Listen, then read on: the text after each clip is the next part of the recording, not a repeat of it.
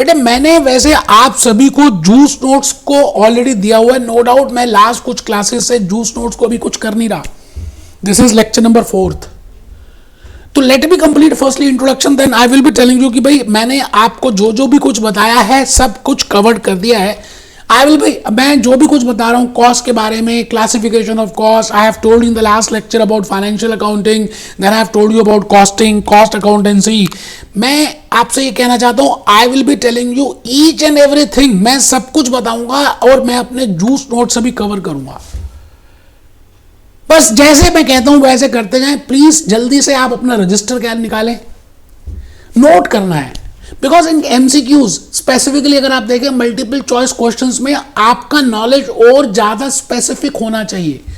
भाई subjective type में तो आप बहुत कुछ लिख देंगे, जैसे ऐसे टाइप क्वेश्चन है तो आप काफी कुछ लिख सकते हैं उसमें, है ना. बट इसमें you have to be very much specific, क्योंकि जो आंसर्स होंगे वो मिलते जुलते ही होंगे. तो you should have accurate knowledge, और एक्यूरेसी के लिए आपके कंसेप्ट क्लैरिटी बड़ी इंपॉर्टेंट है. बिकॉज मैं चाहता हूं कि आपको शॉर्ट टर्म प्लेजर ना मिले, बट लॉन्ग टर्म हैप्पीनेस मिले यार.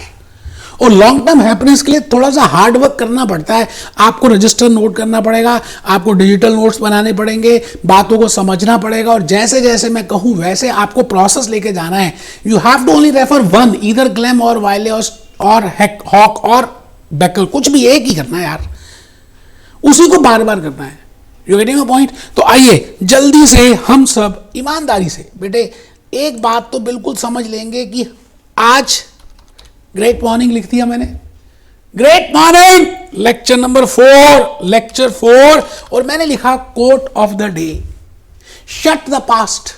जो भूतकाल में हो गया उसको भूल जाओ, कट द फ्यूचर. आप भविष्य में भी खोए रहते हो, फिर ये होगा फिर ऐसे होगा, नहीं बेटे, गिव यूर 100% इन प्रेजेंट. आप जैसे जो एग्जामिनेशन आप जो कर रहे हैं, जो कॉस्ट 100% दे दो यार पढ़ाई करने के लिए. इन्हीं बातों के साथ मैं भूपेश आनंद आज आपको दोबारा से कहता हूं, shut the past, cut the future, be in present, be in present. आज के इस लेक्चर में this is my lecture number 4th, and मैं थोड़ा सा आगे चलूंगा और लेक्चर 4, 5, 6, 7, 8 मैंने एक लॉजिक, एक कंसेप्ट के ऊपर बनाए हैं, that is classification of cost. तो लेक्चर 4 ऑनवर्ड्स मैं हर एक लेक्चर में एक क्लासिफिकेशन बताऊंगा, डिटेल में डिस्कस करेंगे, डायग्राम्स प्रिपेयर करेंगे, लॉजिकली देखेंगे, रियल लाइफ एग्जांपल से जोड़ेंगे. आज मैं आपको लीवाइस जीन्स का एग्जांपल दूंगा, रेनॉल्ड पेन का एग्जांपल दूंगा, अमिताभ बच्चन का एग्जांपल दूंगा. बेटे मैं आज आपको काफी कुछ रियल लाइफ की बातें भी बताऊंगा टू अंडरस्टैंड द कंसेप्ट्स. तो आप रजिस्टर ओपन कर लें, बिल्कुल कमर सीधी करके बैठना यार, बिल्कुल ईमानदारी से. You have to write it down. ऊपर लिखिए classification of cost on the basis of, 6 classifications में बताऊंगा, और उस 6 क्लासिफिकेशन को अगर आपने समझ लिया ना तो उसके बाद धीरे धीरे हम सारे कंसेप्ट लॉजिकली कर पाएंगे. तो आप सभी स्टूडेंट्स अपने नोटबुक में लिखें क्लासिफिकेशन ऑफ कॉस्ट. हम कॉस्ट को क्लासिफाई कैसे कर सकते हैं, जैसे मैंने आपको लास्ट टू लास्ट लेक्चर में बताया था that what is cost. All expenses are not cost. The cost is something which is incurred for producing, manufacturing और डिस्ट्रीब्यूटिंग दैट प्रोडक्ट और for rendering for the services. So that I mean by cost. But the point is how we can classify the cost. जैसे आप rice की बात करें, चावल की बात करें, तो बेटे you can have masala dosa, you can have boiled rice, you can have pulao, you can have different ways, different varieties of rice. चावल को खाने के अलग अलग तरीके हैं, क्लासिफिकेशन है. इसी तरह से कॉस्ट को क्लासिफाई करने के मैंने आपके सामने 6 मेथड्स रखे हैं, 6 क्लासिफिकेशंस रखी हैं. आज के इस लेक्चर में आप पहले तो ये 6 की 6 क्लासिफिकेशंस लिखेंगे, very important for your examination. Traceability, it means I can classify my cost on the basis of traceability. I can classify my cost on the basis of time. एक बच्चे ने तो रजिस्टर भी नहीं खोला, उसके तो थप्पड़ मारने का मन कर रहा है, दूसरा लेट के पढ़ रहा है. यार कैसी बातें कर रहे हो. मैं भूपेश आनंद आपके सामने टाई पहनकर खड़ा हूं यार, और खड़े होकर लेक्चर ले रहा हूं कि मेरी एनर्जी आपके पास आए और आप ऐसे ढीले ढीले नहीं यार. Classification of cost on the basis of traceability. So the first classification which I will be doing is on the basis of traceability. Second is on the basis of time. Third is on the basis of behaviour. हमारे घर में हम family में रहते हैं, सबका behaviour अलग अलग है. आप चिड़ियाघर में जाते हैं, जू में जाते हैं, सभी एनिमल्स हैं, उन सबका बिहेवियर अलग अलग है. स्नेक का बिहेवियर अलग है, लायन का बिहेवियर अलग है, मंकी का बिहेवियर अलग है. So we will find out that how we can classify the cost on the basis of behaviour, on the basis of traceability, on the basis of time and on the basis of functions. Because we are doing for production entity, we are doing for manufacturing entity. In the last lecture I have told you that there are three types of entities. I can say trading entity, I can say manufacturing entity, I can say service industries. Manufacturing entities में अलग अलग तरह के departments होते हैं. Maruti Suzuki की बातें हमने की थी, मैंने आपको फैक्ट्री का प्लांट दिखाया था. बेटे वैसे ही मारुति के यहाँ ऑफिस है, एडमिन डिपार्टमेंट है, मारुति के यहाँ सेलिंग डिपार्टमेंट है, मारुति के यहाँ डिस्ट्रीब्यूशन डिपार्टमेंट है. So I can classify the cost on the basis of functions. We will discuss how many types of functions can be there. And the next classification which is very important for the examination is, बेटे ये सबसे important है जो मैं अभी second last fifth जो बता रहा हूं, on the basis of management decision making. Sunk cost क्या होती है, इम्प्यूटेड कॉस्ट क्या होती है, एक्सप्लिसिट कॉस्ट क्या होती है, भूपेश आनंद बताएगा. लास्ट कैटेगरी है association. That is I am relating last classification of cost on the basis of association with the product. Cost unit की बातें करेंगे, कॉस्ट सेंटर की बातें करेंगे. बेटे मैं सभी की सभी क्लासिफिकेशंस में एक एक लेक्चर छोटा छोटा लूंगा, so that you can find out the difference between that. अगर आपको आता होगा तो आप थोड़ा फॉरवर्ड कर देना, बट मेरा वे, मेरी एनर्जी, मेरा कंसेप्ट, मेरे एग्जाम्पल्स शायद आपको अच्छे लगेंगे, तो आप फास्ट फॉरवर्ड नहीं करना. Traceability, time, behaviour, functions, management, decision making, association with the product. तो मैं भूपेश आनंद इस दुनिया में, अमेरिका में, लंदन में, इंडिया में, पाकिस्तान में, कहीं पे भी I can classify a cost in these 6 categories and I should be aware of as a cost accountant, that these are the classifications. मैं आज के इस लेक्चर में, आज आपके सामने लेक्चर 4 में बेटे एक फर्स्ट क्लासिफिकेशन कवर भी कर दूंगा. अभी मत मेरे को बताइएगा मैं कोई बुक नहीं दिखा रहा, कोई कुछ नहीं यार, अपनों से अपनी सी बात होगी बस. आने वाले 10-12 मिनट में आपके सामने कुछ बातें रखूंगा, चर्चा करूंगा, और उस चर्चा में आपको participate, you have to participate because there has to be a two way communication. You have to write down classification on the basis of traceability. It means आप क्या उस कॉस्ट को ट्रेस कर सकते हैं. इन द लास्ट लेक्चर मैंने आपको कहा था कि शाही पनीर बनाना हो तो 3 तरह के एलिमेंट्स होते हैं कॉस्ट के, direct material, direct labour, direct expense. याद है बेटे, या खाली मटेरियल, लेबर और एक्सपेंस बताया था, ये याद है? ठीक है, कोई बात नहीं, नहीं भी याद तो कोई टेंशन नहीं. आप बस यहां पे लिखो classification on the basis of traceability.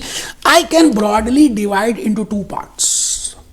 अच्छा, आप कई बार मूवीज में देखते हैं कि हस्बैंड और वाइफ, हीरो और हीरोइन का काम कर रहे हैं, तो अगर आप ध्यान से देखें तो उस समय उनकी केमिस्ट्री कुछ अलग ही होती है. जैसे मैं कहता हूं रणबीर कपूर और आलिया भट्ट अगर एक ही मूवी में काम करें, अब इनकी रिंग सेरेमनी हो गई है, मैरिज नहीं हुई, but they will have a very good chemistry because they are going to become husband and wife.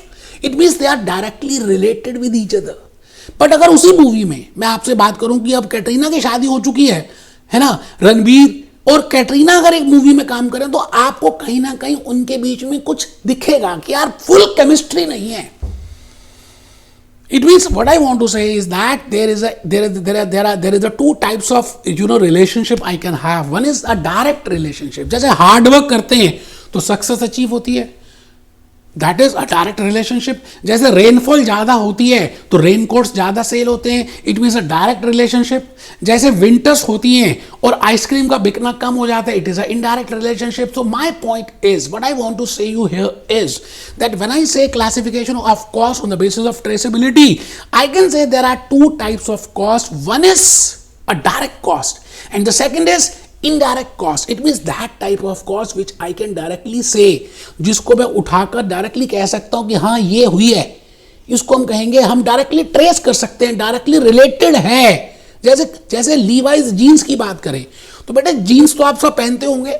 आप मुझे बताइए कि अगर आप जीन्स को देखें, लीवाइज जीन्स को देखें, तो आप क्या डायरेक्टली कह सकते हैं कि हाँ ये चीज तो, ये कॉस्ट तो डायरेक्टली होगी, उसमें जो कपड़ा लगा है, उसमें मैं ये कहता हूं कि उसमें जो भी बटन लगा है या जीन्स में जो भी जिप लगी है या जो भी उसके पैकिंग बॉक्स है, आई will say that is which is directly related with that I can directly trace it. तो आप पहली बात लिख रहे हैं, आप ऊपर लिख रहे हैं बेटे classification on the basis of traceability, और उसकी इसी तरह से दो ब्रांचेस बना रहे हैं, one is direct cost and second is indirect cost. मैं भूपेश आनंद आज आपके सामने ये कहना चाह रहा हूं कि आप बिल्कुल वैसे ही प्रिपेयर करेंगे जैसे मैंने प्रिपेयर किया है। Traceability, traceability it means I can trace it, मैं ढूंढ सकता हूं, I can find out the relationship, and relationship can be positive or negative, or I can say a direct relationship or a indirect relationship. तो आप second point लिख रहे हैं traceability means relate करना। अब मैं आपको बताऊंगा कि रिलेट का मतलब क्या है बेटे। कोरिलेशन स्टैटिस्टिक्स में आपने सुना होगा आर, स्मॉल आर से रिलेट करते हैं, and correlation can be a positive correlation और अ नेगेटिव कोरिलेशन और अ परफेक्ट कोरिलेशन और अ इम्परफेक्ट कोरिलेशन। एक बच्चे ने स्टैटिस्टिक्स किया नहीं था, उसको लग रहा पता नहीं क्या बोलता जा रहा हूं बेटे, ये जर्मन लैंग्वेज है, आप मत सुनो। आप आगे चेक करो कि जब आप किसी प्रोडक्ट को देखते हो, जैसे चॉक बार खाते हो, ठीक है जी, तो चॉक बार में वो जो चॉकलेट चिप लगा होता है या जो उसके अंदर दूध होता है या उसकी जो भी कुछ होता है जो आप प्राइमा फेसी देख सकते हो, आप कह सकते हो कि हाँ ये चॉक बार के मैं 20 रुपीज दे रहा हूं तो ये मटेरियल जरूर लगा, ये this is a cost which is directly related with that. But there are so many other costs which you cannot directly watch from that. Prima facie आप देख नहीं सकते। Prima facie means on the face of it you cannot watch it. So the point is the cost which you can on the face of it you can relate it, that is named as direct cost. जैसे मैंने example दिया Levi's jeans, अभी मैं दिखाऊंगा आपको। मैं आज आपको बड़े प्रैक्टिकल एग्जांपल्स लेके जाऊंगा और आपको ये बताऊंगा कि एक्चुअली में, जैसे मैंने आपके सामने ये जीन्स रखी बेटे, आपने बताना है कि आप सब जीन्स पहनते हैं, मुझे मालूम है बेटा। आप ये बताइए जी ये जो जीन्स है इसमें क्या लगता है, कौन सी कॉस्ट है, क्योंकि मैं आज इसका एग्जांपल लेने वाला हूं और इससे हम रिलेट करके बताएंगे that what I mean by direct cost, what I mean by indirect cost, and then to what I mean by direct material, what I mean by direct labour, what I mean by direct expense, what I mean by indirect material. आज मैं पूरा कुछ classification आपको बता दूंगा on the basis of traceability. मुझे रोकना मत बस। मैं भूपेश आनंद आज आपके सामने अमिताभ बच्चन की बातें करूंगा और बताऊंगा कि अमिताभ बच्चन ब्रांड एम्बेसडर है अगर, and if you want to have a product with the name of the Amitabh Bachchan, you have to pay something that is named as royalty. So what about royalty? We will see to that. आप पहले मेरी बात को ध्यान से सुनेंगे। हाँ जी sir, बिल्कुल सुन रहे हैं। मैं चाहता हूं कि आप साथ साथ लिखें। आपने अभी तक कुछ भी नहीं लिखा, आप फर्स्ट पॉइंट दोबारा से देख रहे हैं। आपने लिखा classification on the basis of traceability, direct cost and indirect cost. It means which is directly traceable is named as direct cost, जो आप सीधा सीधा देख सकते हैं, प्राइमा फेसी देख सकते हैं। छोले भटूरे खा रहे हैं तो आप प्राइमा फेसी देख सकते हैं कि जो मैदा है, जो चने हैं, जो हरी मिर्च है, जो प्याज है, जो चटनी है, that is direct cost. But that is there are some other cost, जैसे घी है, गैस को गर्म किया हमने, कुछ और कॉस्ट लगी बेटा, that we can not watch, that is which is not directly related, उसको हम इनडायरेक्ट कॉस्ट बोलेंगे। आप यहां तक लिख चुके हैं, आप इस समय लीवाइज जीन्स का एग्जाम्पल लिख चुके हैं। मैं आपको एक नई ऊंचाई की तरफ लेके जाने चाहता हूं।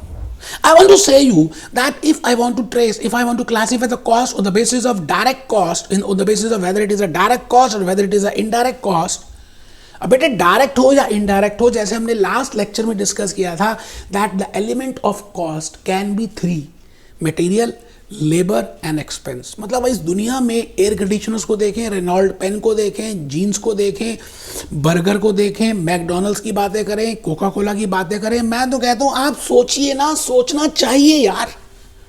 जितना सोचेंगे, जितना रिलेशनशिप लेकर आएंगे, आपके लॉजिकली बातें ज्यादा क्लियर होंगी। मैंने कहा 3 ही तरह के एक्सपेंसेस, 3 तरह की कॉस्ट हो सकती है।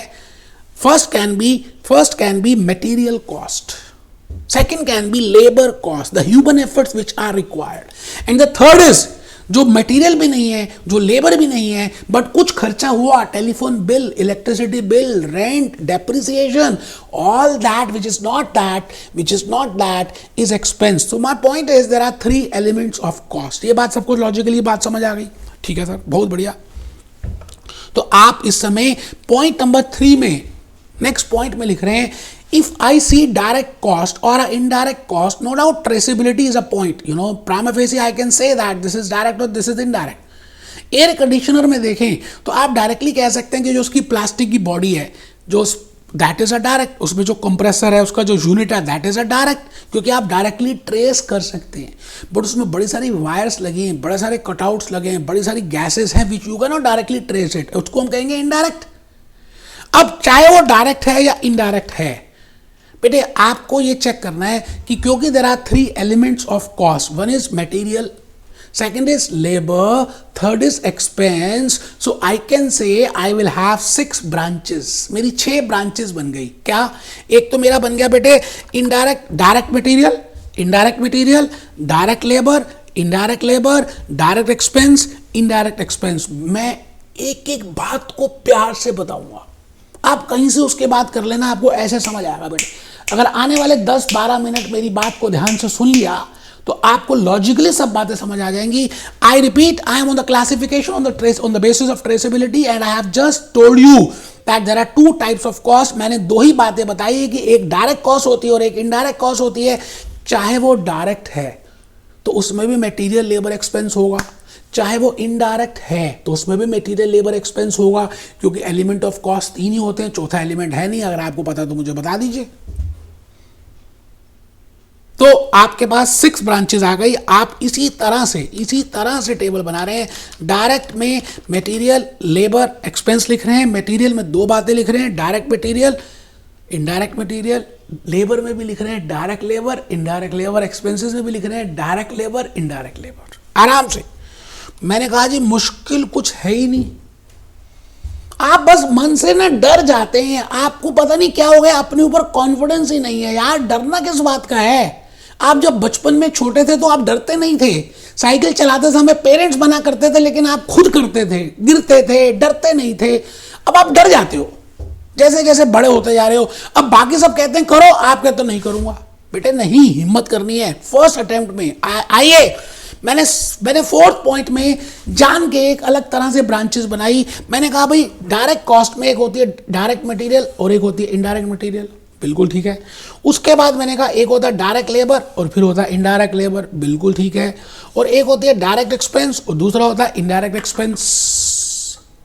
It means it is important to find out that which type of material is named as a direct material and which type of material is named as an indirect material. I will be telling you with the help of an example, and similarly I will be telling you about direct labor और indirect labor. सब कुछ बताऊंगा. आप आइए नीचे और लिखना शुरू कर दीजिए. Point number 5, direct material. बेटे जो एक्सप्लेनेशन मैं दूंगा ना आपको कहीं मिलने वाली नहीं है, इसलिए ध्यान से सुनना. डायरेक्ट मटेरियल क्या होता है? मैंने कहा भाई 3 बातें अगर फुलफिल करता है वो, if that material the raw material fulfills 3 things, 3 conditions, 3 शर्तों को अगर पूरा कर देता है, शर्त 1 भी और शर्त दूसरी भी और शर्त तीसरी भी, it means condition 1 and condition 2 and condition 3, तीनों बातें अगर पूरी हो जाती हैं तो हम कहेंगे कि वो डायरेक्ट मटेरियल है. बेटे बस थोड़ा सा ना डायरेक्ट मटेरियल में ध्यान से सुनना है, क्योंकि डायरेक्ट मटेरियल समझ आ गया ना तो डायरेक्ट लेबर और डायरेक्ट एक्सपेंस चुटकियों में वैसे ही समझ आ जाएंगे. तो मैंने कहा that type of material which fulfils 3 conditions, all the 3 conditions, तीनों की तीनों, तो उसको कहेंगे डायरेक्ट मटेरियल. आप लिखें a material is said to be a direct material. एक मटेरियल को हम डायरेक्ट तब बोलेंगे if it satisfied the 3 conditions. अब एक बच्चा पूछने लगा सर 3 कंडीशंस बताओ, जल्दी बताओ. बताऊंगा बेटे, ठंड रखो, बताऊंगा, पहले लिखो तो सही यार. A material which fulfils all the 3 conditions. अगर आप एक फिनिश प्रोडक्ट देखते हैं, छोले भटूरे की प्लेट देखते हैं, सांबर डोसा देखते हैं, पाव भाजी देखते हैं, लिवाइस की जीन्स देखते हैं, तो आपको अब ये चेक करना है कि उसमें डायरेक्ट मटेरियल कौन सा है और इनडायरेक्ट मटेरियल कौन सा है। दोस्तों, भाई और बहनों, मैं ये कहता हूं अगर 3 कंडीशंस पूरी हो जाए तो मैं कहूंगा the material which is being used is a direct material. आइए मैं तीनों कंडीशंस आपके सामने लेकर आ रहा हूं, लिखनी है बेटे। ये मैंने लॉजिकली अपने आप अपने एक्सपीरियंस से बनाकर दिखाई है। अगर आप इसकी हेल्प लेंगे तो आप बड़ी इजीली कंसेप्ट को समझ लेंगे। मैंने कहा जी पहली कंडीशन है कि जो आंखों से प्राइमा फेसी आप डायरेक्टली ट्रेस कर सकते हो। जैसे लीवाइस की जीन्स है तो आप उसका क्लॉथ डायरेक्टली देख सकते हो। उसमें जो जिप लगी हुई है, जिप लगती है ना बेटे, जिप फ्रंट में जिप होती है बेटे, उस जिप को भी बोलूंगा दैट इज डायरेक्टली ट्रेसेबल। अभी ये नहीं कह रहा कि whether it is direct material और not. The point is I have to see all these 3 conditions should be fulfilled. If all the 3 conditions are being fulfilled, I will say that is a direct material. तो लिखो ना, पहली condition है directly traceable, एक बच्चा लिख रहा है, दूसरा भी लिख रहा है। Second condition is that material should become integral part of finish product. मतलब जो फिनिश प्रोडक्ट है खाने का या कोई भी प्रोडक्ट जो आपने मैन्युफैक्चर किया है, उसका इंटीग्रल का मतलब होता है मेजर पार्ट, इंटीग्रल का मतलब होता है प्राइमरी पार्ट। इट मींस जब आप उस फिनिश प्रोडक्ट को देखो तो वो जो मटेरियल है that should be integral part. अभी देखेंगे what I mean bye integral. आप पहले कंडीशन 1 लिख रहे हैं, आप कंडीशन 2 भी लिख रहे हैं, और फिर मैं कहता हूं जी कंडीशन 3 भी लिखनी है। Condition 1 and condition 2 and condition 3। Condition 3 क्या है? विच इंक्रीजेस वैल्यू और क्वांटिटी ऑफ फिनिश गुड्स। मतलब उसकी वजह से फिनिश गुड्स की क्वांटिटी और वैल्यू बढ़ जाएगी। लिखेंगे बेटे, समझेंगे, तीनों बातें समझेंगे आराम से। मैं भूपेश आनंद इस समय आपको classification on the basis of traceability बता रहा हूं। मैं इस समय डायरेक्ट मटेरियल में हूं। मैं आपको कंडीशंस बता रहा हूं that if these 3 conditions are being fulfilled, I will say एक भी अगर पूरी नहीं हुई ना तो मैं उसको डायरेक्ट मटेरियल नहीं कहूंगा, मैं कहूंगा दैट इज इनडायरेक्ट मटेरियल। देखते हैं, आइए मैं यही बात तो कहने जा रहा हूं आप सभी से। इनडायरेक्ट मटेरियल बड़ी सीधी सी बात है जी। मैंने कहा तीनों कंप्लीट आपकी अगर कंडीशंस फुलफिल्ड हैं तो डायरेक्ट है, एक है, 2 है या कोई भी नहीं है तो इट इज इनडायरेक्ट मटेरियल। लिखेंगे if any of the above, लिखना बेटे, if any of the above मतलब ऊपर वाली 3, कौन सी? Traceability, integral part and it will increases the finish goods number और value. Any of the above is not satisfied. अगर तीनों में से कोई भी एक अगर पूरी नहीं हुई, फुलफिल नहीं हुई, तो मैं कहूंगा it is indirect material, it is indirect material, it is indirect material. अब नोट 1 में मैंने लिखा है डायरेक्टली ट्रेसेबल का मतलब है परफेक्ट कोरिलेशन। आप अपनी आंखों से देख सकते हैं, महसूस कर सकते हैं, टच कर सकते हैं, फील कर सकते हैं कि इसमें यही मटेरियल होगा। जैसे रेनॉल्ड का पेन, उसमें वो प्लास्टिक की बॉडी, उसके अंदर जो रिफिल, उसके अंदर जो इंक, उसकी जो कैप, आप डायरेक्टली फील कर सकते हैं। आई विल से आप डायरेक्टली ट्रेस कर सकते हैं। तो मैं इस समय कंडीशन 1 की बातें बता रहा हूं कि आपको कैसे पता चलेगा वेदर इट इज ट्रेसेबल और नॉट। लीवाइस की जीन्स को अगर आप देखें तो उसमें जो क्लॉथ है इट इज डायरेक्टली ट्रेसेबल, उसमें जो जिप लगी हुई है इट इज डायरेक्टली ट्रेसेबल। आप देख सकते हैं कि एक जिप लगी है, उसमें जो बटन लगा है इट इज डायरेक्टली ट्रेसेबल, उसमें जो थ्रेड्स लगी है, थ्रेड, धागे धागे धागे, that is also directly traceable. आप देख सकते हैं कई जीन्स में तो बड़े अच्छे अच्छे पीले रंग के धागे लगे होते हैं।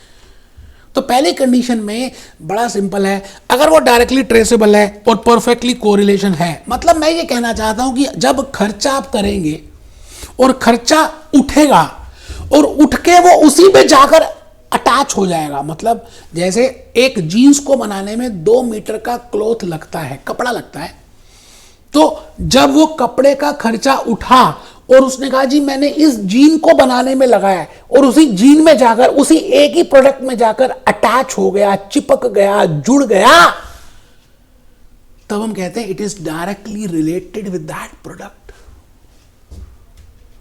that is named as direct material, that is named as it is directly traceable, that is named as it is condition number 1. जब आप उस खर्चे को कहते हैं एक खर्चे तू कैसे हुआ, वो कहता मैं इस प्रोडक्ट की वजह से हुआ, तो मैं कहूंगा that can be directly traceable with that product. आइए मैंने इसके लिए बड़ी प्यारी प्यारे और एग्जाम्पल रखे हैं जो आपको मैं एक्सप्लेन करूंगा. मान लेते हैं आपने खर्चा किया मटेरियल का या कोई भी खर्चा किया, अब डायरेक्टली वो एक प्रोडक्ट के लिए नहीं हुआ, वो 2 प्रोडक्ट्स के लिए हुआ, अज्यूम कर रहे हैं, तो मैं कहूंगा it is not directly traceable to that a single product. एक ही प्रोडक्ट के लिए होगा तो हम कहेंगे कि उसका नाम है डायरेक्ट मटेरियल या डायरेक्ट या कुछ भी डायरेक्ट, मतलब if it is traceable only for 1 product, अगर एक ही प्रोडक्ट के लिए बनाया गया होगा, एक ही प्रोडक्ट के लिए खर्च किया होगा और वो जब उठेगा तो जाकर उसी प्रोडक्ट में चिपक जाएगा क्योंकि वो हुआ ही उसी के लिए है, तो हम कहेंगे it is directly traceable. But the point is if you have incurred expense for 2 products, let it be product A और product B, and it can not be directly attached with 1 product, I will not say that it is a direct because it can not be traced with a single product. Condition है कि एक single product के साथ traceability होनी चाहिए, उसको division नहीं करना, पूरा उठा पूरा ऐड, पूरा उठा पूरा ऐड, तो मैं कहता हूं उसको बोलते हैं डायरेक्ट एक्सपेंस. अब बेटे मटेरियल के लिए मैं यूज कर रहा हूं तो मैं यही कहूंगा that material which is directly related with that product. जैसे एक जींस में एक ही बटन लगता है, एक जींस में एक ही जिप लगती है, एक जींस में 2 मीटर का क्लॉथ लगता है, तो मैं कहूंगा ये डायरेक्टली ट्रेसेबल है. इसमें पहली कंडीशंस तो पूरी हो रही है. आइए, rent of McDonald's showroom, I think आपको लास्ट क्लास का लास्ट लेक्चर नंबर 3 अगर थोड़ा सा याद हो, मैंने उसमें बताया था what is the meaning of costing, what I mean by cost, what I mean by cost, what I mean by costing, what I mean by cost accounting, what I mean by cost accountancy. And I think I have given you in the last lecture, I have calculated a cost of Mac veggie burger, and I have added material part, I have added the labor part, but because of expenses the rent I could not have added because वो पूरा rent आपको 40,000 रुपए, $40,000 पूरे showroom का है. अब 40,000 rent जो मैंने पे किया वो उठा और जाकर एक ही बर्गर में ऐड हो जाएगा कि वो एक ही बर्गर के लिए हुआ, तो ऐसे तो कहना गलत है because that amount is not incurred only for a single product. हमने अज्यूम किया था कि अगर 40,000 रुपए का किराया 1 साल में पे कर रहा है वो मैकडॉनल्ड का showroom outlet, and in 1 year they are producing 10,000 burgers, तो एक बर्गर में वो $4 रुपए ऐड होंगे. इसका मतलब वो डायरेक्टली खर्चा एक प्रोडक्ट में अटैच नहीं हो सकता, इसलिए हम उसको ये कहेंगे it is not directly traceable with a single product. Then I will say it is not a direct, it is a indirect. तो मैंने लास्ट लेक्चर में जो रेंट की बात की थी, बेटे रेंट इज इनडायरेक्ट. आइए अभी और थोड़ा सा बताऊंगा, आप क्यों टेंशन लेते हैं बेटे. जब मैंने कहा खर्चा उठे, मैंने कहा जब भी खर्चा किया और जब वो उठा तो जाकर एक ही प्रोडक्ट में जब चिपक गया तो मैं कहूंगा इट इज डायरेक्ट. जैसे मैं आपके लिए छोटा सा और एग्जांपल देता हूं बेटे, बड़ा प्यारा मैंने एक एग्जांपल आपके लिए सोचा है कि सपोजिंगली हमारे यहाँ घर में बर्थडे पार्टी थी मेरे बेटे की और हमने बड़े सारे उसके फ्रेंड्स को बुलाया. कोविड सिनेरियो के बाद सब आए और मेरे को लग रहा था कि 25 दोस्त तो आ ही जाएंगे, तो मैंने क्या किया 25 बर्गर मंगवाए बेटे मैकडॉनल्ड से. चांस की बात है उन्होंने कैचअप देनी भूल गए और हमने भी नहीं कहा. 25 बर्गर हम लेकर आ गए, 25 रुपए का एक बर्गर है, अज्यूम करते हैं मैक वेजी बर्गर दे रहे हैं. अब क्योंकि कैचअप नहीं थी तो मैंने क्या किया, एक कैचअप किसान की एक बॉटल मंगवा दी मार्केट से. मान लेते हैं 25 रुपीज की वो बॉटल आई. अब 25 बच्चे बैठे लाइन में या उस हॉल में मेरे ड्राइंग रूम में, और मैंने 25 बर्गर मंगाए और एक बर्गर 25 रुपए का है, तो मैंने सबको एक एक बर्गर बांट दिया. अब मैं जब बर्गर की कॉस्ट को उठाऊंगा तो वो एक बर्गर की कॉस्ट 25 रुपए एक बच्चे में जाकर चिपक जाएगी. It means I can directly say that this 25 rupees is for this student और for this person for this. It means 25 बच्चों में मैं वो 25 रुपए के बर्गर की कॉस्ट अटैच कर सकता हूं, चिपका सकता हूं. बट आप ये बताइए, मैंने वो कैचअप की बॉटल को मंगाया उसको खोला और थोड़ी थोड़ी कैचअप मैंने सबकी प्लेट्स में डालनी स्टार्ट कर दी। उस बॉटल से थोड़ी थोड़ी थोड़ी थोड़ी थोड़ी थोड़ी डालनी स्टार्ट कर दी। 25 बच्चे थे, 25 बच्चों को देते देते वो पूरी बॉटल खत्म हो गई, ऐसा मान लेते हैं। अब आप मुझे बताएं कि ऐसा हो सकता है कि वो 25 रुपए की कॉस्ट, जो कैचअप बॉटल की कॉस्ट है, क्या वो डायरेक्टली मैं एक ही बच्चे में ऐड कर सकता हूं? क्या I can attach to one student only? जबकि मैंने जब कैचअप डाली तो बड़ा ध्यान रखा, क्या ध्यान रखा कि भाई सबको मैं बराबर बराबर दूं, बट स्टिल किसी को ज्यादा किसी को कम। कई बार मैं डाल रहा था तो ज्यादा डल जाती थी, कई बार मैं कम डालता था तो कम, मतलब कई बार ध्यान से डालता था तो कम डलती थी। मैंने 1-1 रुपए के पाउच अगर कैचअप के मंगवाए होते तो बेटे फिर मैं कह सकता था 25 रुपए बर्गर और 1 रुपए का पाउच टोमेटो सॉस का 26 rupees is a direct cost for दो स्टूडेंट्स। बट बिकॉज वो 25 रुपए के बर्गर की तो डायरेक्ट ही बात है, बट कैचअप मैंने एक स्टूडेंट के लिए नहीं खर्च किया। अगर वो 25 रुपए की बॉटल उठेगी तो एक ही बच्चे में जाकर नहीं चिपकेगी, क्योंकि वो सबके लिए एक्सपेंस हुआ। तो मैं कहूंगा that ketchup bottle cost is indirect in nature and the burger cost is direct in nature. I think आप थोड़ा सा लॉजिकली बात समझ पा रहे हैं। मैं आ गया जी कंडीशन नंबर 2 में। मैंने अभी अभी आपको बताया कि अगर तीनों कंडीशंस फुलफिल हो जाएं बेटे, थोड़ी सी मेहनत मटेरियल में, उसके बाद लेबर में और एक्सपेंसेस में बहुत आसान है। मैंने अभी अभी आपको बताया कि अगर आप थोड़ी सी हार्ड वर्क कर लें, कंडीशन ए में समझ आ गया on the basis of traceability. Second condition is if that material becomes the integral part of the finished product. मतलब इंटीग्रल का मतलब है मेजर पार्ट उस फिनिश प्रोडक्ट का बन जाए, तो मैं कहूंगा कि कंडीशन नंबर 2 फुलफिल हो गई। मेरी बात आप समझ रहे हैं? जैसे छोले भटूरे खाते हैं तो जो अचार मिलता है नींबू का या जो भी गाजर का या जो भी आम का, that is not integral part. Bhature is integral part, चने इज इंटीग्रल पार्ट। इसका मतलब आप बिना अचार के भी भटूरे खा लोगे। No doubt that pickle is important for that chole bhature, I am not saying that, but I will say that it is not an integral part. Similarly, in case of Levi's jeans, that cloth is integral part, is a major part. अगर आप किसी jeans को देखें जैसे भी हमने देखी थी, तो वो कपड़ा इंटीग्रल पार्ट है,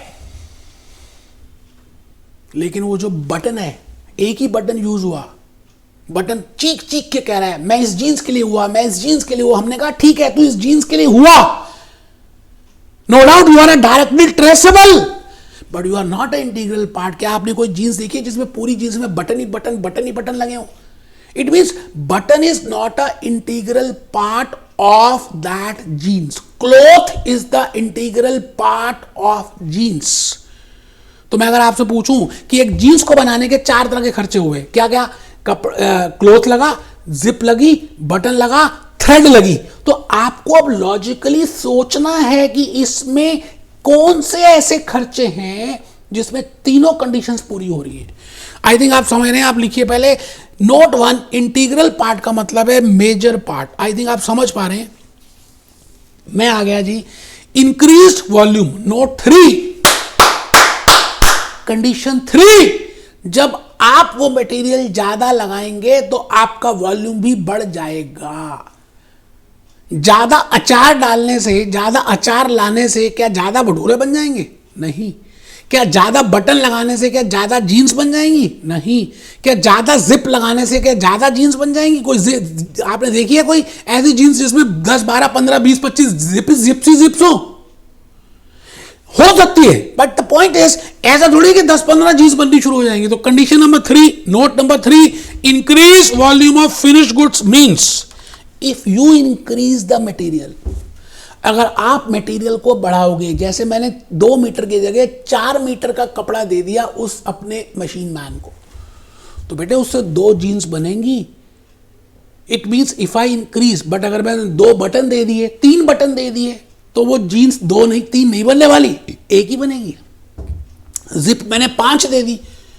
अच्छा वो कहता है थ्रेड ना मेरे को खाली 5 मीटर चाहिए। मैंने कहा यार ये पूरा रोल आता है थ्रेड का 20 मीटर का, तो सारा ले जा। तो बेटे मैं ये नहीं कह रहा कि सारा रोल दे दिया तो 10-12 जीन्स बना देगा, जीन्स फिर भी एक ही बनेगी, because thread, because button, because zip does not increase the volume of production even if you increase it. So my point is there are 3 conditions which are very important to see whether that material is a direct material or indirect material. एक बच्चा ढीला होकर पढ़ रहा है, उसके कान पे थप्पड़ मारूंगा बेटे इस समय, बिल्कुल आपने ध्यान से देखना है। लड़के और लड़की की मम्मी पापा की एंट्री हो चुकी, अब वो हाँ या ना करने वाले हैं कि इनकी मैरिज होगी या नहीं, और आप ऐसे ढीले हो रहे हैं। तो लिखिए your finished goods will increase. It means the third condition is if you increase the raw material, your finished good will increase. Yes, if yes, then it is okay. तो मैं आ गया जी आगे। आपके लिए मैंने नीचे एग्जांपल लिखा लीवाइस जीन्स का। मैं बार बार आऊंगा जीन्स में, मैं बार बार आऊंगा जीन्स में, और आपको बार बार दिखाऊंगा कि भाई ये जीन्स होती है, ये जीन्स होती है, ये जीन्स होती है। देखो ना इस जीन्स को बनाने में क्या क्या लगता है, आप देखो ना बेटे, देखो ना, देखो ना, देखो ना, देखो ना।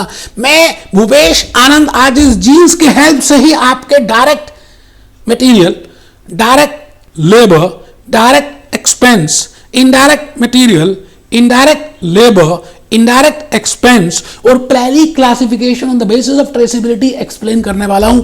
आइए जी, आइए जी, आइए जीन्स को देखिएगा। आइए मैं दोबारा से अपने उसी पॉइंट पे आ गया बेटे, उसी पॉइंट पे आ गया।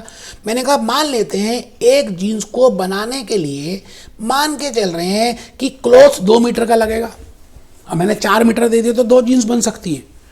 जिप एक ही लगेगी, मैंने 2 दे दी तो तब भी एक ही जीन्स बनेगी। It means if I increase that material by that my whether finish good will increase और not? No. If no, then that is not a direct material. So my dear friends, आपको ध्यान से अब ये chart prepare करना है। बस ये कर लिया ना तो लेबर और एक्सपेंसेस समझ आ जाएंगे। बेटे क्लॉथ चीखे मार रहा है कि मेरी वजह से जीन्स बनी है, मेरा खर्चा ऐड करो, मेरा खर्चा ऐड करो। हमने कहा ठीक है भाई, तेरी कंडीशन नंबर 1 पूरी हो रही है। क्या कंडीशन नंबर 1? हम डायरेक्टली ट्रेस कर सकते हैं। दूसरी कंडीशन भी क्लॉथ की पूरी हो रही है because it is a integral part of jeans. और तीसरी कंडीशन भी पूरी हो रही है कि जब मैं क्लॉथ को बढ़ाऊंगा तो नंबर ऑफ जीन्स की प्रोडक्शन बढ़ जाएगी। तो मैंने कहा cloth you are a direct material, तुम डायरेक्ट हो क्लॉथ खुश हुआ और डांस करने लग गया। मैं आया बटन में। बटन आप डायरेक्टली देख सकते हैं जीन्स में, no doubt it is directly traceable. So first condition is being fulfilled.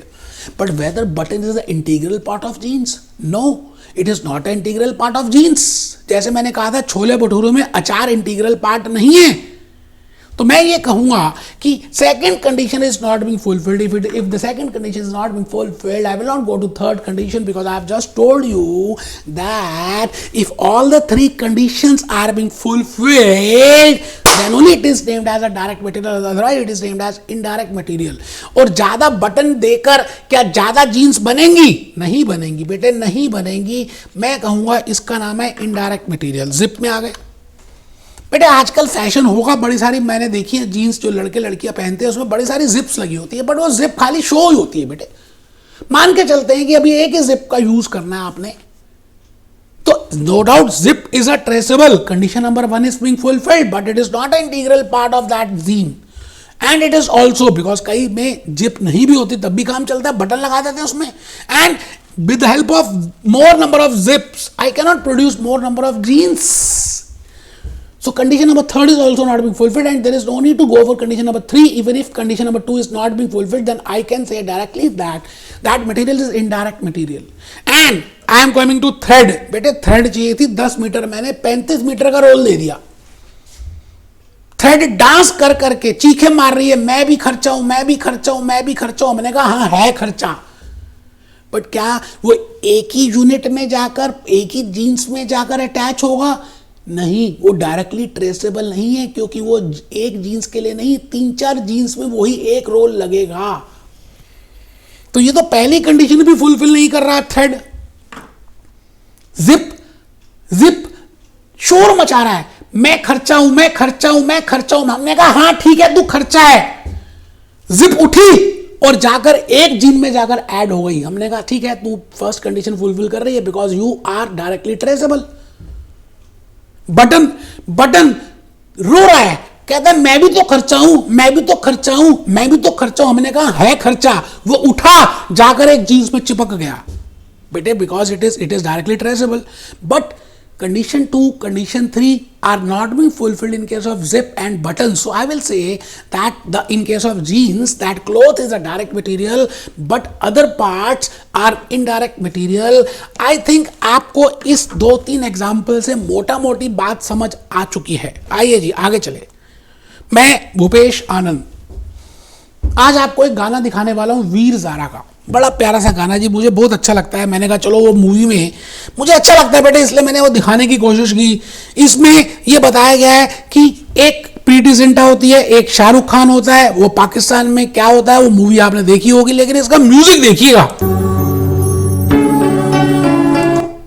बड़ा प्यारा सा म्यूजिक है बेटे। जैसे जैसे आपको मैंने एक म्यूजिक बताया, condition 1, condition 2, condition 3, if all are being fulfilled, I will say it is a direct material, and if one of the condition or two of the conditions are not being fulfilled, it is named as indirect material. I think आप बात समझ रहे हैं जो मैं कहना चाहता हूं बेटे। मैं आ गया लेबर में। लास्ट लेक्चर में, in the lecture number 3, I think I have already told you that there are 3 elements of cost. 3 तरह के खर्चे हो सकते हैं, 3 तरह के कॉस्ट हो सकती है, material cost, labour cost, expensive cost. Now I am coming to labour. So the labor is the human effort, and that human effort we can divide into physical effort or the mental effort, and any type of effort which are being done, that is labor. But I can say that I can divide the labor into 2 parts. One is direct labor and second is indirect labor. The labor which is directly related with production, जिसका सीधा सीधा संबंध production के साथ है, जो workers machine में खड़े हैं और जो जीन्स बना रहे हैं, डायरेक्टली रिलेट कर रहे हैं। इसका मतलब जो प्रोड्यूस कर रहे हैं उस जीन्स को, उनको जो भी कुछ हम देंगे बेटे, that is direct labour. But workers जो है ना, थोड़े हरामी किस्म के होते हैं। अज्यूम कर रहे हैं कि उनके ऊपर एक सुपरवाइजर बिठाना कंपलसरी था, कि कहीं वो ज़्यादा मजाक तो नहीं कर रहे, कहीं ज़्यादा बीड़ी सिगरेट तो नहीं पी रहे, कहीं ज़्यादा टाइम वेस्ट तो नहीं कर रहे। तो हमने एक सुपरवाइजर को बिठाया जो उन 10 लोगों को, जो उन वर्कर्स को देख रहा है। आप मुझे बताइए, एक झाड़ू, एक झाड़ू और पोछा लगाने वाला sweeper is also there in that factory, in that production, and we are paying something to that sweeper also. So my point is, what I want to say you is, the amount which I am paying to that sweeper and the amount which I am paying to that supervisor, that is not directly, they are not directly related with production, they are not doing any production. So the amount which I am paying, that is no doubt a labor, but that is not a direct labor. I will say that is an indirect labor. You getting my point? तो आप पहली बात लिख रहे हैं, all human effort. 6 point पे आ चुके बेटे। अब 5-6 मिनट की क्लास रह गई है। एक बच्चा ना ढीला हो रहा है, उसको नींद आ रही है, क्योंकि उसको लगता है कि सारे ऐसे ही कराते हैं। बेटे आप किसी और यूट्यूब को लेक्चर को देख लो, इस तरह से एनर्जी के साथ अगर कोई कराता हो तो मैं तो पढ़ाना ही छोड़ दूंगा यार। और तो कोई लेक्चर्स भी नहीं डालता, आप चेक करिए। क्योंकि अब मैं क्या बताऊं, मैं ऐसे मुंह क्यों खुलवा रहे बेटे। आप लिखो 6 पॉइंट डायरेक्ट लेबर, लिखो ना all human effort which we are all aware of, physical plus mental effort will form labor which is actively involved in production, जो सीधा सीधा actively production कर रही है। I will say that is named as a direct labor, and I have just given you example of sweeper. The cost, the amount which I pay as a salary, as wages to that sweeper, to that supervisor, to that guard, they are also labor, but that is not. And even if the amount which is being paying to the office staff, to the accountant, to the chartered accountants, to any accountant, computer operator, salesman, बेटे वो सब directly related नहीं है। इसका मतलब production में, production department में जो लेबर डायरेक्टली सीधा रिलेट करती है, किससे? प्रोडक्शन से। मैं कहूंगा दैट इज डायरेक्ट लेबर। तो आप लिखिए computer operator, accountant, salesman, sales manager, all are indirect. So indirect labour में एक छोटी सी बात मैंने लिखी, it involves, is not directly involve in the production. It means only we can have a direct labor in the production department. It cannot be there in the office department. It cannot be there in the distribution department. It cannot be there in the sales department. एक बच्चे ने ध्यान से सुना नहीं, बड़े golden words बोल के चला गया. मैं आ गया जी लास्ट में, आज के लेक्चर की लास्ट बात.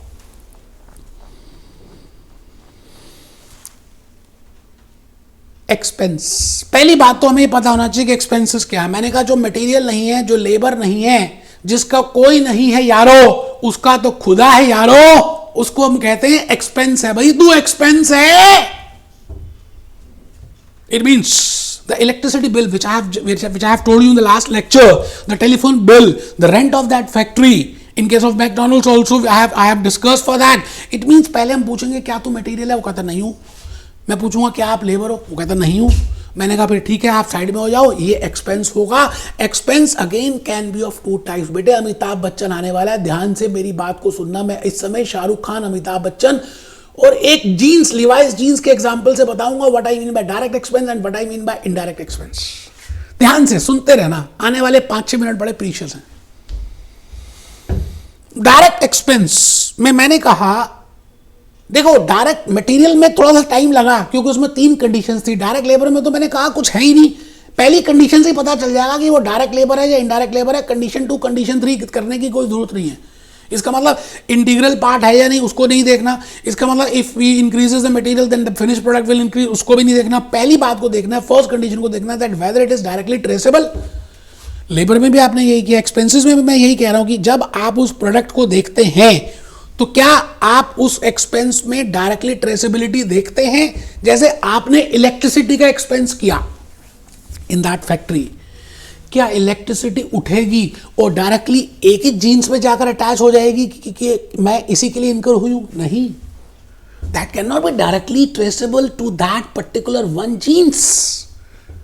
जैसे मैंने लास्ट क्लास में मैकडॉनल्ड्स की बात की, I told you that for that outlet they are paying 40,000 rupees as a rent. Whether I can add that rent to a one burger? No. And the point is, whether it is a material, whether it is a labor, no. It is not a material, not a labor. So expense, and whether that expense is a direct, no. Because it cannot be directly attached with that. आप directly सीधा उसको attach नहीं कर सकते, इसलिए उसको हम direct expense नहीं बोलेंगे क्योंकि पहली कंडीशन से ही हमें पता चल जाएगा कि वो डायरेक्ट है या इनडायरेक्ट है. अभी आप ढूंढते रह जाएंगे. आपसे मैं पूछूंगा बेटे आप कमर ना सीधी करके बैठ के मुझे बताओ कि आपके मन में क्या एग्जांपल्स आ रहे हैं डायरेक्ट एक्सपेंसेस के. आप मुझे बताइए कि भाई लीवाइस जीन्स में कौन से एक्सपेंसेस हो सकते हैं डायरेक्ट इन नेचर. क्योंकि जो रेंट आप पे कर रहे हैं उस फैक्ट्री का, जो इलेक्ट्रिसिटी बिल पे कर रहे हैं उस फैक्ट्री का, that is not a direct expense. No doubt it is a expense, but it is not a direct expense, so it is a indirect expense. Now I want to say you, please tell me the examples of direct expense. सोचिए, सोचते रह जाएंगे और आपको नहीं मिलेगा बेटे, क्योंकि मैं बताऊंगा आपको आज अमिताभ बच्चन के एग्जांपल से. आप पहले लिख लें, expenses which are directly traceable, जो डायरेक्टली ट्रेस कर सकते हैं, आ गले लग जा, जो डायरेक्टली ट्रेस कर सकते हैं, are named as direct expenses. तो एक्सपेंसेस क्या होते हैं ये बताइए, मैंने बताया है. मैं आपसे पूछता हूं इलेक्ट्रिसिटी बिल, मान लेते हैं एक फैक्ट्री का आया $9,999. क्या ये बिल उठेगा और एक ही जीन में जाकर चिपक जाएगा? क्या ये ठीक है? No, it can not be done. Because it is not directly, it is not for a particular product, it is not for a one product. If that can be traceable to a single product, then only it is a direct expense. Electricity bill is not for a one product, rather a number of units you have been produced in that particular month. So it is to be divided among those products. ठीक है sir, ठीक है जी. तो मैंने आपके सामने दूसरा example लिखा, electricity bill is not directly traceable, so I will से electricity bill is a indirect expense. तीसरी बात, रेंट ऑफ फैक्ट्री, तो चीख के 10 बार बोल दिया. Rent of the factory which you are paying is not for a single product, it is for a number of units which are being produced in that factory, in that production department, in the works department. So it is also not, it cannot be directly चिपक, उठ के चिपक नहीं सकता एक में, क्योंकि इसको बांटना पड़ेगा, एक प्रोडक्ट के लिए नहीं है। तो जो भी खर्चा एक प्रोडक्ट के लिए नहीं है उसको हम इनडायरेक्ट बोलते हैं। मैं आ गया जी रिपेयर, मान लेते हैं मशीन्स चल रही हैं और मशीन की टूट फूट हो गई, और टूट फूट हो गई तो मैकेनिक को बुलाना पड़ा, और $999 का रिपेयर का खर्चा आ गया। क्या ये $999 उठकर कहेंगे कि मैं इस मशीन के लिए हूं, इस मशीन के लिए हूं, इस प्रोडक्ट के लिए हूं, इस जीन्स के लिए हूं? कैनॉट से लाइक दिस यार। तो आई will say that repair is also a indirect expense. अब एक बच्चा सोच रहा है कि सर ये बताओ डायरेक्ट एक्सपेंस क्या होंगे? बेटे ये तो मैंने आपको बोला है, आप एग्जाम्पल बस सोचिए कि आपके हिसाब से क्या होगा डायरेक्ट एक्सपेंस। बेटे बड़े एक्सेप्शनल केसेस में बताऊंगा। आप मुझे बताइए कि क्या आपने कभी अमिताभ बच्चन साहब को देखा है कि वो बड़ी सारी ब्रांड्स में एम्बेसडर हैं? क्या वो फ्री में करते हैं या उनको पैसे मिलते हैं उसके? But natural they are getting, he is getting huge amount of lumpsum consideration. अच्छा, मैं भूपेश आनंद हूं और मुझे अमिताभ बच्चन साहब का लोगो अपने प्रोडक्ट पे लगाना है कि मेरी सेल बढ़ जाए, तो क्या मैं ऐसे लगा सकता हूं या अमिताभ बच्चन साहब से मुझे परमिशन लेनी पड़ेगी? बेटे परमिशन लेनी पड़ेगी। ऐसे कैसे? And I have to pay a huge amount to Amitabh Bachchan. Suppose करते हैं अमिताभ बच्चन साहब ने कहा कि मुझे 1 लाख रुपीज दे दो और आप मेरा नाम आप किसी भी प्रोडक्ट में लगाओ कि मैं इस प्रोडक्ट को प्रमोट कर रहा हूं। तो बेटे 1 लाख रुपए जो मैं अमिताभ बच्चन साहब को पे करूंगा, मान लेते हैं मैं 10,000 क्लासेस में 10,000 यूनिट्स पे उस अमिताभ बच्चन साहब की फोटो अपने साथ खड़ी हुई लगा रहा हूं so that I can promote my product. It means the amount which I am paying to Amitabh Bachchan is not material, it is not labour. Amitabh Bachchan कोई लेबर थोड़ी कर रहे हैं, मटेरियल थोड़ी है। It is expense, and that type of expense can be directly assignable, can be directly traceable to a particular product. जैसे बात हुई कि 1 लाख यूनिट्स, आप 10,000 यूनिट्स प्रोड्यूस कर सकते हो, 1 लाख रुपए की फीस लमसम पेमेंट कर दो, तो मैं कह सकता हूं कि मैंने 1 यूनिट के लिए 100 रुपीज का रॉयल्टी पे किया। तो if you are paying a royalty, जैसे रेनॉल्ड की पेन की प्रोडक्शन की बात करें, तो बेटे आप रेनॉल्ड ने किसी ने बनाया, अब उसने उसके ऊपर पेटेंट ले लिया, अब आप उसका पेटेंट लेकर आप यूज कर रहे हो, आप प्रोड्यूस कर रहे हो, रेनॉल्ड का नाम लिख रहे हो, तो रेनॉल्ड वाले ने कहा ठीक है आप करो, बट हमें रॉयल्टी पे कर दो, पर पेन हमें 1 रुपए देना है। तो मैं उस केस में वो 1 रुपी जो पे करूंगा on 1 unit of production, that is royalty and that is a direct expense. कम मिलता है बेटे डायरेक्ट एक्सपेंस का, एक्चुअली में आपको लाइफ में कम एग्जांपल्स मिलेंगे, बट मैंने 2 एग्जांपल्स लिखे हैं, एक रॉयल्टी और दूसरा लिखा है जॉब वर्क। अभी आ रहा हूं जॉब वर्क में, पहले आप नोट नंबर 1 लिखो। Friends, can you think my example, any example of direct expense in relation to this? तो बिकॉज आपको 2 ही एग्जाम्पल्स मिलेंगे। एक बच्चा तो सो रहा है, वो कहता पता नहीं क्या कराता यार, मास्टर पागल हो गया। Material, labour cost, direct cost, classification. बेटे फर्स्ट क्लासिफिकेशन अगर समझ आ गई ना तो आपको कॉस्ट शीट समझ आ जाएगी, प्रोसेस कॉस्टिंग समझ आ जाएगा, मेथड्स ऑफ कॉस्टिंग समझ आएगा। मतलब समझ लीजिए बुर्ज खलीफा का फाउंडेशन है, Burj Khalifa. It means there are 2 examples of direct expense, one is the royalty and second is the job work. एक बच्चा कहता है जॉब वर्क क्या है? बेटे आप ये बताओ, आजकल एक जमाना है ना कि जीन्स को फाड़ के चलते हैं, फाड़ू जीन्स। मतलब जीन्स आपने देखी होगी घुटने से फटी होती है। बेटे वो डिजाइन है। मान रहे हैं कि एक लीवाइस जीन्स आपने प्रोड्यूस की और इस लीवाइस जीन्स को बनाने में आपके एक्सपेंस हुआ, अज्यूम कर रहे हैं बेटे, मैं तो अज्यूम कर रहा हूं कि लीवाइस जीन्स को प्रोड्यूस करने में मैं अज्यूम कर रहा हूं $500 का एक्सपेंस हुआ। मतलब इसमें आपने एक बटन लगाया, 2 मीटर का क्लॉथ लगाया, एक जिप लगाई, कपड़ा लगाया, डिज़ाइन बनाया और बेचना शुरू किया। बट आपने देखा कि मार्केट में आजकल नए नए तरह के डिज़ाइन आ रहे हैं, तो आपके माइंड में आया कि हम भी कुछ नया डिज़ाइन करते हैं, हम इस जीन को फाड़ देते हैं, घुटनों से फाड़ देते हैं। बेटे आपने पहले 2 मीटर का कॉस्ट लगाया, आप उस कपड़े को फाड़ रहे हो, बट आपको लगा कि यार आप उस जीन्स को you can not tear it off, आप उसको फाड़ नहीं पा रहे बेटे। तो एक दूसरी मार्केट में एक अलग से कंपनी थी जिसका नाम था जीन फाड़ू कंपनी। अब जैसे ही आप जीन फाड़ू कंपनी के पास गए, बेटे वो स्पेशलाइज थे जीन्स को फाड़ने में। आपने अपनी सारी जीन्स का वर्क आउटसोर्स कर दिया और उस जीन फाड़ू कंपनी को कहा कि आप हमारी जीन्स को फाड़ दो, घुटनों से फाड़ दो, because they are specialist in फाड़ने, यू गेटिंग माय पॉइंट। तो उन्होंने आपसे हर जीन्स को फाड़ने की $500 की कॉस्ट नहीं ली, $100 की एक्स्ट्रा कॉस्ट ली कि भाई हम इसको फाड़ रहे हैं, और ये भी कला है। और आपके कारीगर, आपके वर्कर उसको फाड़ ही नहीं पा रहे बेटा, वो पूरी फट जाती है जब आप फाड़ते हैं। बट दैट जीन्स फाड़ू company to whom you have outsourced your work, they are specialists in फाड़ना। You getting my point? So supposingly you have paid $100 to that jean फाड़ू company, so I will say that this $100, ये जो $100 आपने दिया, material नहीं है, labour भी नहीं है, this is not labour. Labour तो आपकी प्रोडक्शन होती है, ये आपने आउटसोर्स किया है।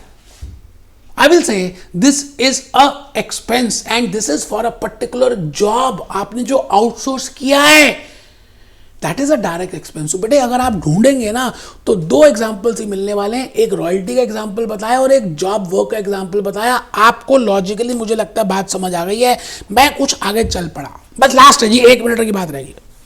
मैंने अभी तक क्या बताया आपको कि material, direct cost, indirect cost. Direct में मैंने कहा direct material, direct labour, direct expense. अगर हम इन तीनों को ऐड कर दें तो बेटे एक कॉस्ट आती है, हम उसका नाम रख रहे हैं प्राइम। प्राइम मिनिस्टर नहीं कह रहा मैं, prime cost. Direct material plus direct labour plus direct expense, that is equal to prime cost. मैं आ गया जी नीचे। इनडायरेक्ट मटेरियल मैंने आपको बता दिया, कंडीशंस अगर तीनों ना पूरी हो, indirect material, indirect labour, indirect expense को जोड़ेंगे तो एक नया ड्रामा आएगा। उस ड्रामे का नाम है, जो हेड के ऊपर से निकल जाए उसका नाम है ओवरहेड्स। एक बच्चा हंस पड़ा, मैंने कहा जो सिर के ऊपर से निकल जाए उसको ओवरहेड्स बोलते हैं। Indirect material, indirect labour, indirect expense, तीनों को जमा कर दूं तो बेटे एक ड्रामा आएगा, एक चीज आएगी, उसको क्या बोलते हैं ओवरहेड्स। अब वैसे आने वाले लेक्चर से बताऊंगा that in a company, there can be in a manufacturing entity, there can be different types of departments. For example I have shown you in the last lecture Maruti Suzuki और Kwality Wall's की बात करते हैं, ice cream की बात करते हैं। आप बताओ, एक तो प्रोडक्शन डिपार्टमेंट होगा क्वालिटी वॉल्स में, एक ऑफिस डिपार्टमेंट, एडमिन डिपार्टमेंट, एक सेलिंग डिपार्टमेंट भी होगा और एक डिस्ट्रीब्यूशन डिपार्टमेंट होगा जो डिस्ट्रीब्यूट करता होगा। It means the indirect material, the indirect labour, the indirect expense which is incurred in factory is named as factory overheads और प्रोडक्शन ओवरहेड्स और वर्क्स ओवरहेड। एक बच्चे ने कहा एक ही नाम लिख देते। बेटे आपको क्या मैं बोलो, तीनों नाम लिखें। चलिए पहले ऐसा टेबल बनाए, overheads, factory, office, selling and distribution. आइए जी लास्ट घड़ी की तरफ चल रहे हैं। मैंने अभी आपको बताया डायरेक्ट का मतलब है which is directly related with production. It means जो भी कुछ प्रोडक्शन डिपार्टमेंट में होगा, इसका मतलब डायरेक्ट मटेरियल और डायरेक्ट लेबर जो प्रोडक्शन डिपार्टमेंट में होगा, those expenses which are related with office, with admin, selling are always indirect. मैं जब कहता हूं कि प्रोडक्शन से रिलेट करने वाले खर्चों को ही डायरेक्ट बोलते हैं, इसका मतलब जो ऑफिस में खर्चा हो रहा है, जो ऑफिस में स्टेशनरी लग रही है, जो ऑफिस का कंप्यूटर है उसकी जो डेप्रिसिएशन चार्ज हो रही है, जो उसमें वर्कर्स बैठे हैं, जो उसमें अकाउंटेंट्स बैठे हैं, all that is indirect because they are not related with production. Or I can say like this, can I do like this? Can I say like this, that all expenses which will be done in the office department or any type of expense which will be there in the selling department or in the distribution department will always be indirect. हमेशा indirect होगा। ठीक है sir, बहुत बढ़िया explain कर दिया sir आपने। Indirect expenses in the factory, ये बात लिख चुके हैं, फिर भी लिखनी है। नोट नंबर 2, बेटे क्लासिफिकेशन कर रहे हैं on the basis of traceability. और अब लास्ट पॉइंट लिख रहे हैं, indirect expense on the base in the factory in the production is named as factory overheads और प्रोडक्शन डिपार्टमेंट और प्रोडक्शन ओवरहेड्स और वर्क्स ओवरहेड। आराम से बेटे, कोई जल्दी नहीं है यार, एक क्लास ज्यादा लग जाएगी, क्या हो गया हो क्या गया यार, फर्स्ट अटेम्प्ट में सक्सेस अचीव करनी है। आई थिंक आप बात समझ रहे हैं बेटे। ये जो लेक्चर्स मैं ले रहा हूं ना, आपको मैं क्या बताऊं, मैं अपना 100% दे रहा हूं सो दैट आपको लॉजिकली कंसेप्चुअली बातें समझ आए। आप इन लेक्चर्स को नॉर्मल यूट्यूब लेक्चर्स मत मानना यार। Be happy, B jolly, B cheerful.